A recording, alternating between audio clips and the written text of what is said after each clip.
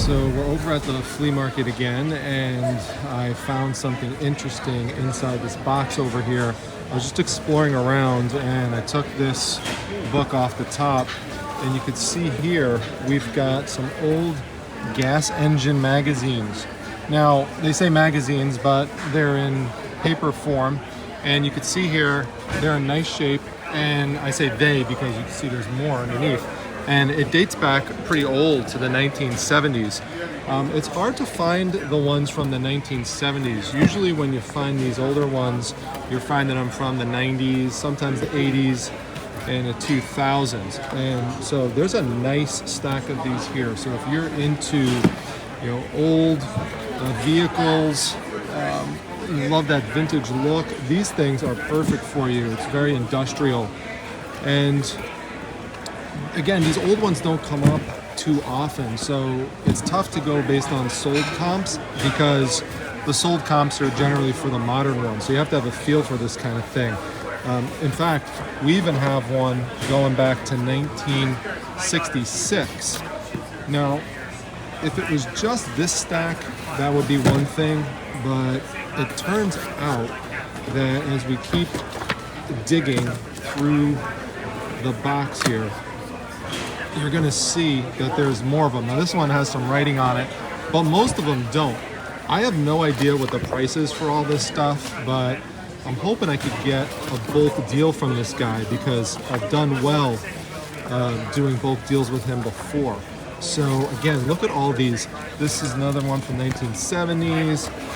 This one has more of a glossy feel on the cover, so this is late 70s where they transitioned into that. But in 77 they still were in paper form. So look at this. This stack is huge, and the bigger the stack, the more money we can make off of this. Let's see, we've got a random catalog there. Let's see what else here, and it just keeps going. There's a few more. Put this one to the side, this one to the side, and here's this is a little different, but it's related. It's Iron Man album magazine, again still related to the iron metal old industrial vehicles. And look at this, it just keeps going and going and going all the way down this box. So I want to buy the entire box of magazines. Let's see how much this is.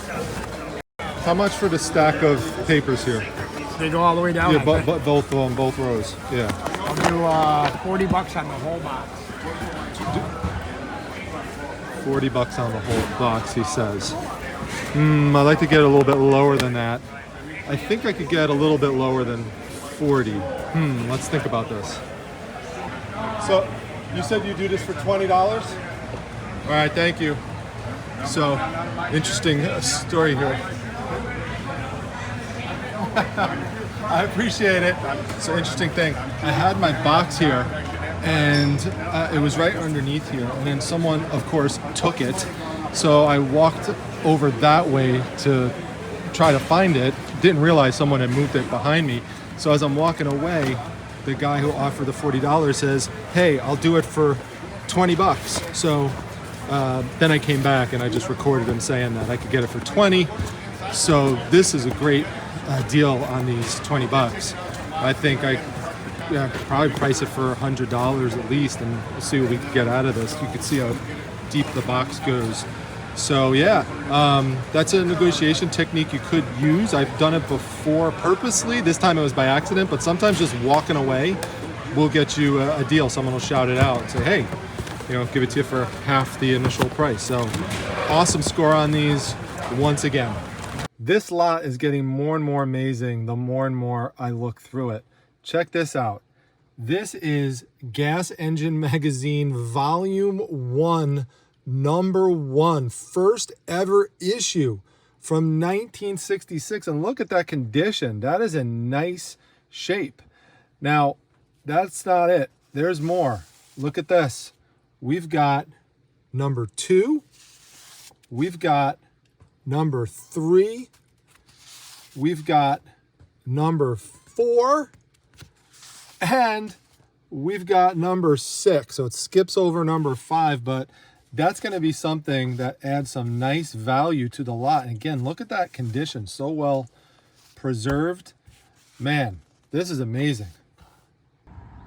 All right, so this is really weird. You see how it says Arthur Norton on it? I'm covering up the address for a reason, but I contacted our friend Jeff Norton and I said, hey, Jeff, do you know an Arthur Norton? And he said, yeah, it's my grandfather. So he's here at the flea market. We're gonna drive by and I'm gonna show him these and he's gonna give us the backstory on him if he knows anything. Okay, my grandfather with the Gas Engine Association. And is this your dad's dad? This is my father's father. Okay. This was. These belong to him. And I don't know where they came from, as in the person that you bought them from, how they got them. Yeah. So I'll have to find out. I'm not really concerned about them one way or the other. Yeah. But it is nice to see these. I have quite a bit of stuff from my grandfather that somewhere in here, if you take the time to look, especially through the magazines, you might even find pictures of my grandfather running a drag saw. If I find that, I'll 100% give it to you. That's okay. I'm not worried about it. I'm not too Yeah. worried about it. I've got lots of stuff about that. So what was he? One of the things he did was run a drag engine, a drag saw at gas engine steam ups is what they're called. Oh, okay. Steam, New York State Steam Engine Association Pageant of Steam. Okay. It's every year in August, July, August, and in Canandaigua. And then there's a bunch of other steam engine shows. Gotcha. And so forth. But so he really liked that industrial stuff. well, it's farm equipment and so forth, and drag saw. Yeah. And like millwork, and carpentry, and so forth. Just our whole family, ancestry-wise, were woodworkers and woodworking And farming too? Didn't they do farming? Yeah. Yeah. You know, well, if you're on the farm, you have to do woodworking. You have to do. Yeah, it makes sense. That makes sense. And not just woodworking, smithing, blacksmithing, and so there's forge and stuff. And the family farm, the barn. One section was the woodwork shop. Another part was the forge. Yeah, there's. And the name is famous. I mean, you even have your own hat brand named after you right there. See, there you go, Norton hat. All right. Well, thanks for giving us a little bit of Norton lore. That's very interesting. So, thanks. What are the chances that I would find that and then, link it to your name? That's just crazy. Small world, right? I missed it. Yeah. So. All right. Thanks, Jeff. Thanks. All right. Look at this. He called shotgun. He called shotgun. Shotgun. We're going to drive over and see if we could determine the mystery of how these magazines wound up getting to the flea market, because Jeff has no clue how it happened. So we're going to try to figure it out. All right. So this is getting crazier. So we just found that there's a letter there. Is that to your grandfather? Yes. To your grandfather. It's a handwritten letter inside of the magazine, which was just one random magazine we pulled out to bring to the guy who purchased these, and he bought them from a museum, he said. But we don't know how they got to the museum. And Which means they probably were sold during the estate auction back in 81 or 82 or 83. Because he passed away, you said, in 81? Yes. Okay. 81. And is that his handwriting? Or no, that's not his. It's written to him. Oh, okay. You could keep the letter, obviously. That's yeah. okay. That's fine. Well, Jeff, keep the letter. Honestly, what am I going to do with the letter? Sell it. No, keep the letter. Keep the letter. If I find anything else, historical. if I find anything else in there, I'm going to give it to you. So it's your family stuff. Well, thank you. Stuff inside, yeah. Yeah. Yeah, take that for sure. We could skim through a little bit more, see if we find anything else in there. Okay. All right. All right, that was one of the weirdest things that's ever happened to me in sourcing before, to literally find something from a relative of somebody I know who's right nearby in the area. That's just crazy. That's never happened before. You just never know. Small world. But in terms of pricing, I counted up, as I said, there's 70 of them total. They're pretty old. And in terms of comps, there's 78 of them from 93 to 2000. And those sold for $150. So I'm thinking of pricing them around $150 or so and to see what happens. Now, if you were wondering what those miscellaneous items were in the bottom of the box, it's nothing too spectacular, but I'll show them to you just in case you were curious. All right, so here we go. There are two Mattel Hot Wheels Happy Meals boxes here. So these come from the 1990s, and the going rate on something like this would be like $10 a piece. So I'll probably just put them both together, sell them for somewhere between 15 and $20 or so to somebody. So they're in nice shape. But I know it sounds like a minor thing, like, oh, it's not worth that much. But if you think about it, if I get 15, $20, that gives me a nice chunk of what I invested into this spec. So you're always trying to find ways to trim down that initial investment cost to maximize profits on the purchases.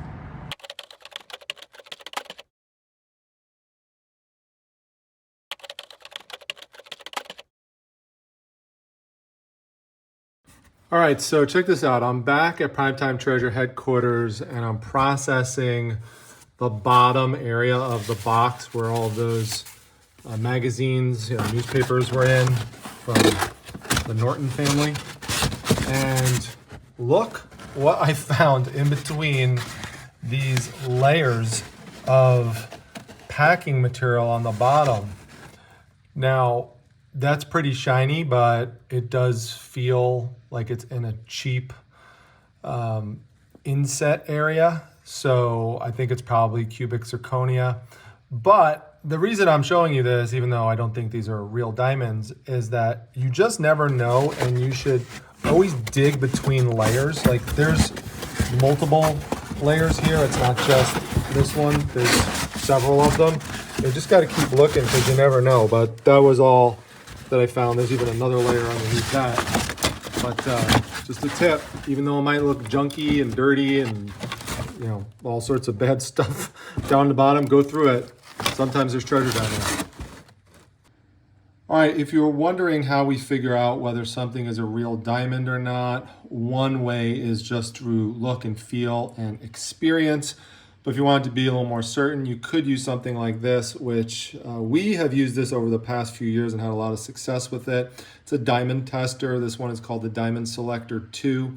And it's hard for me to show you exactly how it works by filming with the other hand, but basically you just got to press the needle against the actual face of the diamond. And if we did that in this instant, you would see that it would go up 2 bars of green, but if it's an actual real diamond, it's going to move up into the orange area and it's going to start beeping for you.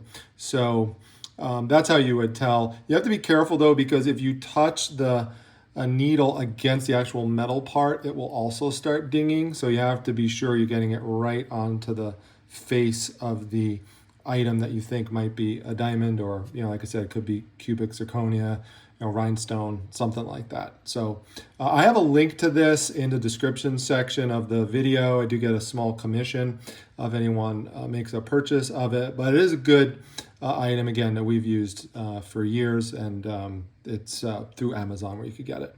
All right, there you go. All right, quick sale update here. If you remember, I showed one of these in the prior video and I told you I sold it for $72.50.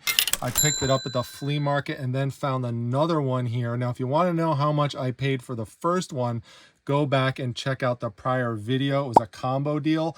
Then I went back a couple weeks later to the flea market and found this one and picked it up for $15, and it just sold for $80. I sold it for more money because I took an offer on the other one. This one sold for the full price and is after Halloween that I sold it. I sold it in November. So it just goes to show you, people will buy cat items, Halloween items all year round, so they're great to get. Someone who saw this in my prior video described it as outrageous.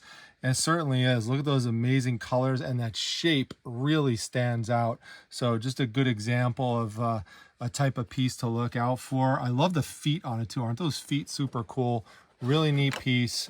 Anyway, I just wanted to update you. And this one's going to Australia, by the way. So goes to show you why it's important to turn on that international shipping feature. All right, our next item I'm going to have to pull out of the shelf to give you a better view of it. But it's this bad boy right here. Wait till I show you this and show you what it's sold for. All right, check this out. This is such an amazing piece. Look at this Yankee candle holder. The design on it is just magical. Look at that. So cool. You've got the little candies down on the bottom. Of course, you have the different size candy canes right here, small, medium, large. You've got 2 tea lights on the bottom. You've got 2 swinging areas here that could hold tart candles. There's no damage at all to the birds, which is really nice because, you know, that's something that could easily get, you know, chipped. So wow, look at this. I got this for $10 at an estate sale. If you want to see the video where I got it, I'll link it above. I thought this would sell last Christmas, but it didn't. And so sometimes you've got to wait a bit. But I was able to flip this $10 purchase into a $75 sale. At the time that I sourced it, I thought maybe I'd be able to get 50 to 60 bucks out of it. And I probably would have sold it last year if I would have priced it in that range. But I decided to hold out for a little bit because I thought that this was worthy of $75, and it sure is, and it is going international. So I have to double box this to make sure that it doesn't get broken. And yeah, we'll get it all packed up now. All right, so this is a very interesting story here. So I was going through my supplies and I noticed that I was running out of my 9x6x6 boxes. So I placed an order on Amazon for more boxes. Now I usually wait until I get credit that builds up through my Amazon Chase credit card. These cost 24 bucks for 25 of them, and I place an order. So I get a notification today that these were delivered, and they sent me a picture, and I'm like, huh, the box looks a little bit small that they sent, saying that there's my 25 9x6x6 boxes. So I get back to PTHQ and I see this sitting on my front doorstep. And I'm like, this is really weird. There's no way, because if you look on the bottom, it says that this is a 9x6x6 box. So obviously they don't have 25 of them sitting inside of here. I just ripped my address off so people don't come pounding on the door. Anyway, I open it up and lo and behold, what do I find inside but a 5-pound bag of Maple Drops candy. And this is pure maple syrup. So, you know, this is expensive stuff. You know, if you've ever seen how much maple syrup products go for. Every year at the New York State Fairgrounds, for example, they have a vendor that sets up and they sell all these pure maple syrup products. And even if you go in your grocery store, you see how expensive it is to get pure maple syrup. So I'm like, well, you know, what am I going to do with this? You know, obviously I could try to eat a 5-pound bag of this stuff, but I don't even like pure maple syrup because I don't consider it real maple syrup. I'm joking, but not joking. This is the real stuff, folks. This is what I consider real maple syrup. Right, Eric Rocks? I know he agrees with me. He's watching. But anyway, so I looked these up just to see how much they go for. This 5-pound bag goes for $90 on Amazon and over $100 on eBay, and they're out of stock on eBay.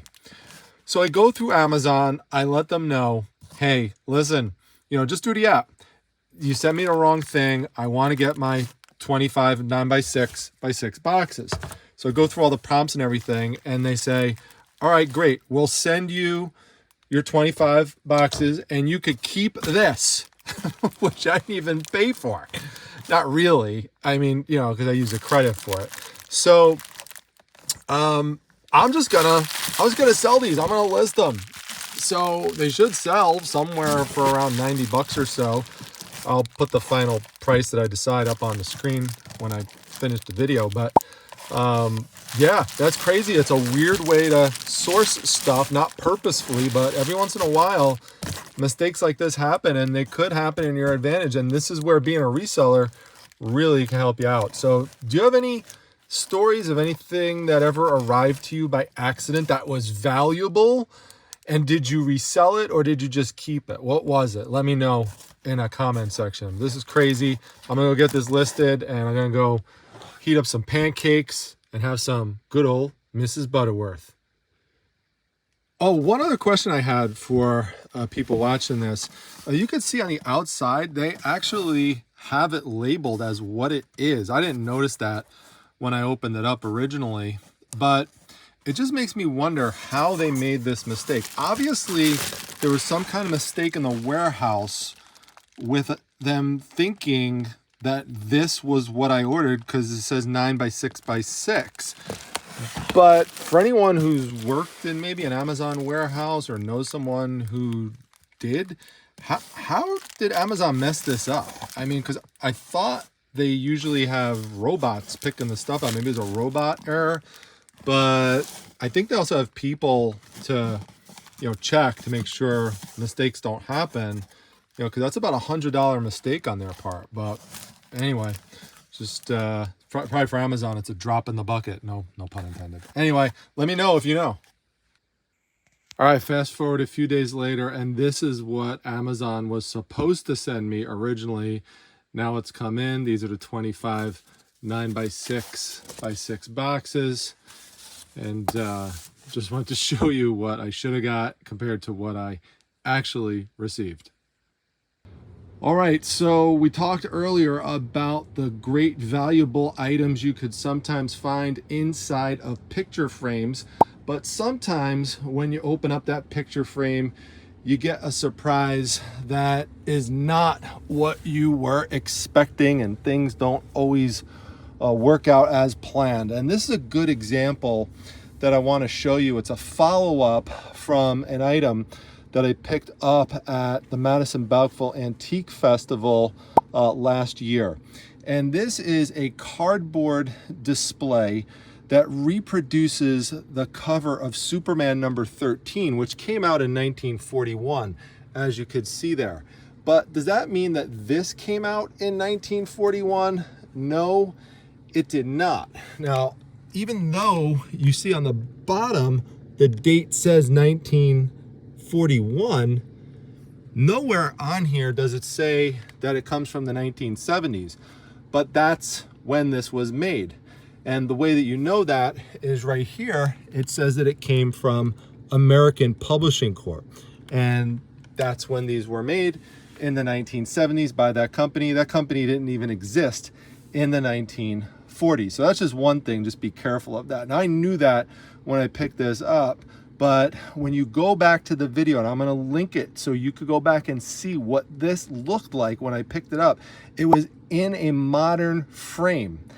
And it looked really nice in that modern frame. And you know, modern frames will cover up the perimeter really nicely sometimes. And in this case, what it did is it hid the warping that you could see on the side here. Not only that, but it was split. And so I had to use glue sticks, I show it in the video, to even get this to stick to the sides. And not only did I have to do it with that one, but I had to do it with this one as well. Now, this one's not as bad. It was just a little bit over here. So this is actually my favorite one.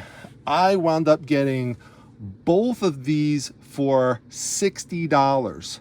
And I just sold this one for $59. I originally was hoping I could sell them for $100 a piece, but I wasn't able to do that because of the condition issues that revealed themselves once I cracked them open. So I will still turn a profit on it, but it's not going to be until I sell this one.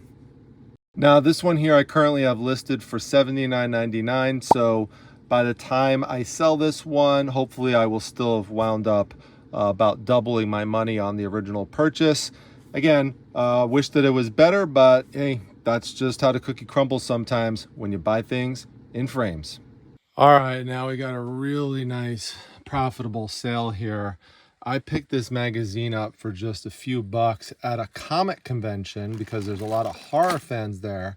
By the way, before I show you this, if you have any kids watching, I'm just going to give you a moment just to make sure you pause this and just fast forward or something when they're around. And I'm going to give you 3 seconds. 1, 2, 3. Okay, we don't want to cause any nightmares for any of the kiddos that watch here, but this is an early issue of Fangoria magazine. It's issue number 23, and it came out in 1982. Evil Dead is very popular, and so you could see, you've got that displayed really nicely here on the front. In addition to that, you could see here a reference to Tobe Hooper.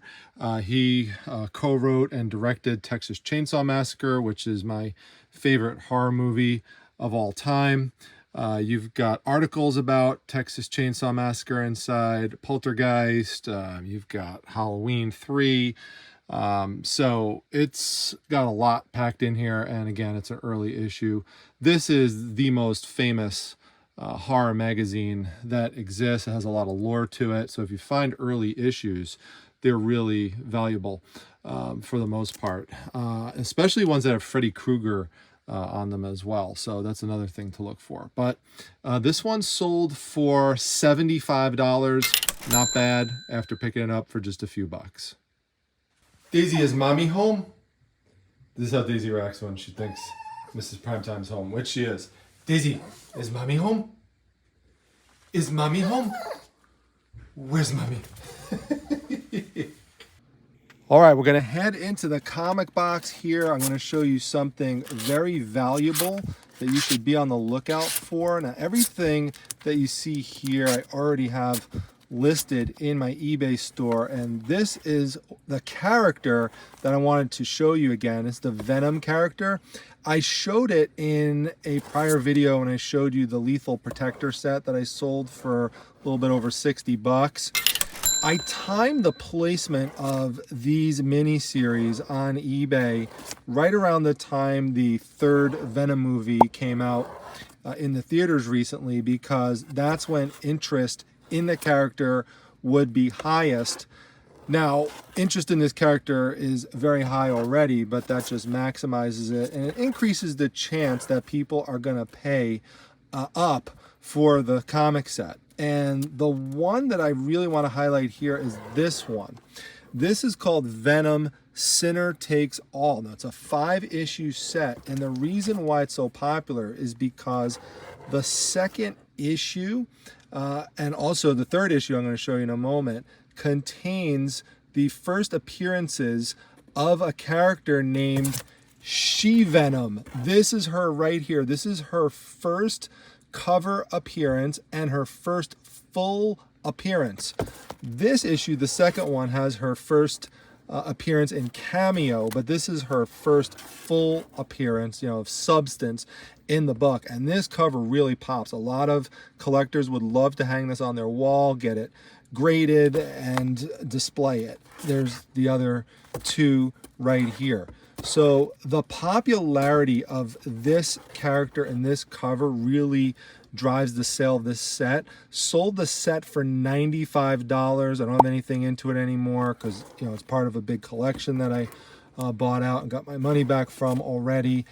This series has become a cult classic, this storyline, and at the time they didn't make too many of these sets. The distribution run is a little bit lower than it is for some of the other Venom storylines, so that helps to drive the price up because you've got high demand and you've got a lower supply. So $95 for 5 comics. I'll take that all day of the week. All right, now we're gonna go over to this stack over here, and we've got an interesting book peeking out here in yellow. And I can't wait to show you this because it's really something that's pretty obscure. It just sold for $50. Let me show you what this is. As you can see here, this book is called Adventure, the Complete Epic, drawn by Dan Weber.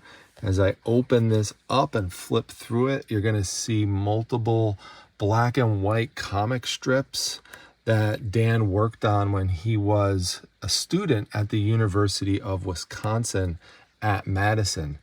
Now, if you're not familiar with who Dan is, Dan's a comic artist and writer who went on to do work for The Simpsons, Futurama, Space Ghost, American Dad, Buffy the Vampire Slayer. He's been nominated for multiple Emmys. He won an Emmy in 2011. So people who are fans of his and of the series I mentioned would love to get their hands on something like this, which they did not make too many copies of. And the dead giveaway for that is right here. When you look at the binding of the book, notice that it was bound by masking tape. So this is a self-published work, and when we flip it over, you'll see something that artists will often do when they do self-published works is they'll sign it and personalize it. And so this one is signed to Karen, and the signature will definitely add value to it. You can see here he was only charging $11.95 back in the day, but now sold for $50 because there's just not that many of them around, and now he's more famous. So this is just something I picked up in a big lot. So this is all profit at this point. So be on the lookout for obscure items like this. You never know what you're going to find out there. All right, well, this is my favorite part. We are going to dive into these 2 comic boxes for 2 sets that sold to the same person, Funko Divas, making the combined purchase. So thank you very much. We'll pop that lid open and move back into the box. All of these comics you see are listed in my Primetime Treasure eBay store, but to find the set that's sold in this one, we need to move back a bit. There we go. Spider-Man Chapter 1. You can see the lizard on the cover, and it says issue number 0. Issue 0 is actually not the first one that came out in this set in terms of publication order. That would actually be issue number 1. Issue 0s typically come out after the whole set is published to tell some type of backstory, or it'll come out in the middle of the set. There you can see the Vulture villain right there. We've got Dr. Doom right there. We've got the Lizard again over there in issue 5. You can see there's Electro for issue number 7. And that issue 0 came out between issue 6 and 7. So let's get back to our publication order. There's number 7. There's number 8. You got the Green Goblin on there. Number 9 with Craven. And then we've got, let's see, we've got number 10, number 11, and then we've got number 12 with Sandman. And the reason why there's so many cool comic villains on these covers is because these stories, they are basically modern day retellings of the classic original Amazing Spider-Man story. So from Amazing Spider-Man 1 to 15, for example, Amazing Fantasy 15, and these are done by John Byrne, who's a well-known writer and illustrator, and he's very collectible. So if you ever see anything by John Byrne, B-Y-R-N-E, definitely look into picking it up because people just collect stuff by him. So this set sold for $30, so we'll pull that out and combine that with a set that's sold in here. And in this box, what's sold here is Ghost Rider and Blaze Spirits of Vengeance. Now this comic is actually sealed by plastic inside. You can see there's part of the flap there. So if you have a sealed comic book, you want to make sure that you point that out because that's a selling point.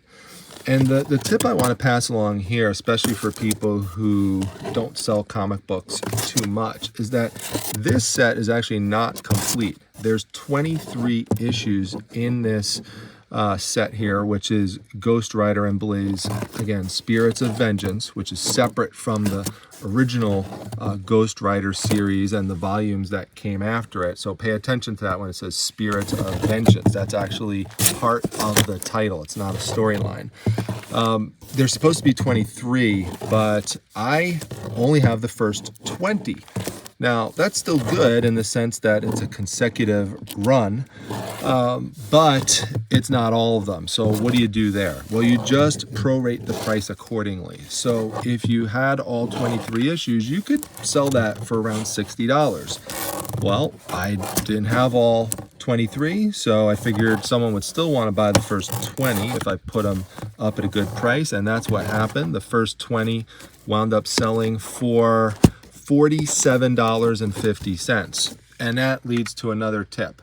By having multiple items in the same category in your store, it increases the chance that someone's going to make a combined purchase. So if someone's going in to look at, Ghost Rider, and then they see, oh, this person has Spider-Man comics too that I like, chances are they'll buy both of them, and now you've got a combined shipping situation, which is also helpful to all parties. So thank you again to Funko Divas, and thank you to people who support this store, especially with comic book purchases. Eric Rocks has been purchasing from my channel here and in my eBay store and through my Whatnot account for years, so and on like a weekly basis. So thank you so much, Eric Rocks. And thank you everyone else for supporting the channel. Thanks again to Funko Divas.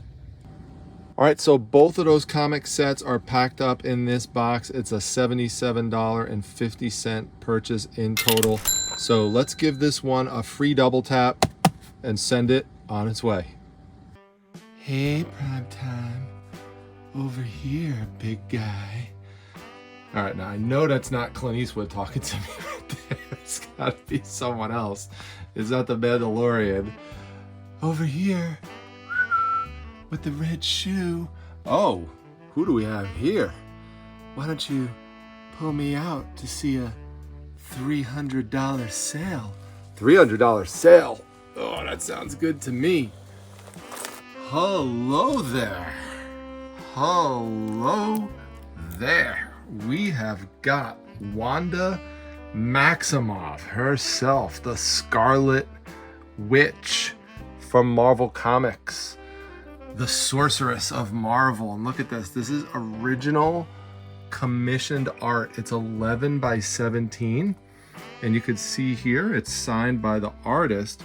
And the artist is Buzz. That's right. He just goes by Buzz. B-U-Z-Z. And he's been doing comic art for decades, almost 40 years at this point, and his work is highly desirable. I mean, you could see why here. As soon as I saw this at an online comic art auction, I had to pick it up. And it's one of those things you just have to have a feel for. I really love brunettes. Mrs. Primetime's a brunette. So I have a thing for recognizing just beautiful art, especially with tall brunettes. And this one, as soon as I saw this, I was like, you just got to know that there's going to be a guy who's going to want to pay up for this, chances are. And I invested $135 into it and sold it for the $300. You just got to wait for the right person to come along. Usually it's a guy. Yeah, it's just amazing. It sold actually on Halloween, and I don't think that's a coincidence because she is a witch character. So someone was probably looking for some witch art, Halloween themed, and this is really perfect. I mean, the colors pop. Again, this whole thing is original So I'm very happy about this sale, and it's another example of investing into comic art. You do have to pay up a little bit, but you know, you could usually double your money on the comic art. I tried initially to triple it, so I had it for $400, but I wound up selling it for $300. And every once in a while, it does sell for 3 times the price that I paid for it. So there we go, Wanda Maximoff. Well, that was great going through all those what's sold items with you. You never know what you're gonna find in one of these types of videos because I source so many different types of items. So there's always something to learn. If you're looking for another fun, free place to learn more information like this, definitely come over to my Facebook group, the Reselling Resource Center. We've got over 30,000 members in there. It doesn't cost anything to join. Just have to answer a few questions to get you in there so we know you're not a bot or a spammer. And you know, then you're in and enjoy all the fun events and free information that's in there. And you know, we could also interact in there as well. So it's a great group, and it's been around for many, many, many years. I have great moderators who help me run it as well. Another fun thing with this video is just documenting all of the strange situations that I seem to keep finding myself in, whether it be at the flea market and finding those old magazines and papers and digging them out and getting them for half the price that was originally thrown out to me. And then because of a weird situation that happened with my box getting stolen, my goodness, with that box, all the things that happened as a result of it. I should have brought the primetime stun gun, but I didn't have it with me. I only usually bring the stun gun to the estate sales, but now I'm gonna have to bring it to the flea market after what happened this week. And then finding out that those items were associated with Jeff Norton's grandfather. What was the chance of that? And then, you know, Amazon sending me those that 5-pound bag of candy by accident and let me keep it for free. What a crazy week. So these videos are fun. I can't wait to find out what's going to happen at the next one. So hoping that you're enjoying them too. Each video like this seems to be doing a little bit better than the last one. So keep coming back, keep commenting, interacting. The engagement on the videos hasn't been as great as I would like them to be. So that means I need you to like, share, comment, subscribe to the channel, whatever. You know, do something related to watching the video, and it will help get the video out there more, and you know, that'll help the channel out. So let's go and visit Daisy. I think it's time to give her a snack. She's pretty hungry. She actually just texted me that she wants a snack, so I gotta go up there and give her one. Let's go say hi to Daisy before we head out. Well, look who we have over here. This is where Daisy sits when she wants a snack. She'll just sit there for the longest time until you give her one. And the reason why she chooses that spot over there. Hey Daisy, oh, you're going over to get a drink? You going over to get a drink? Did you want a snack? Did you want a snack? So I actually just gave her one, but she'll sit there and pretend like she didn't get one, so she gets another one. The reason why she sits right there is because right up here, right, Daisy, what do we have up here? Snacks? This is where your snacks are? Oh, look at that. Look at that, his snacks. So this is also, by the way, where Pinky hangs out. So Pinky, and there's Pinky right there. What's going on, Pinky? It's a little blurry right there because we've got that light shining in there. There you go. Hey. So Daisy guards the treasures and Pinky guards the treats. All right, Daisy. There's different colors in here, different taste. Which one do you want? Which one do you want? All right, let's see. Let's pick one out of here. Just pick one at random. Look at her face. It's so funny. All right, Daisy. We're going to give you this one here. We're going old school biscuit. Old school biscuit. There you go. Bye-bye. Where you going? Where are you taking her? There's a little bunny. All right. So she always likes to take her snack somewhere to go eat it. But hope you enjoyed a little different view of Daisy once again. She's like, stop filming me. Because normally this is where she is on the perch over here. And yes, Miss Primetime already started decorating for Christmas. So All right, everyone. We'll give you more of a Christmas tour at some other point. Mrs. Primetime's a big Grinch fan. So am I, but she's really a big Grinch fan. All right, everyone. Thanks. Let us know what your favorite item is that I found today, and I look forward to seeing your comments. Take care, everyone. Bye-bye.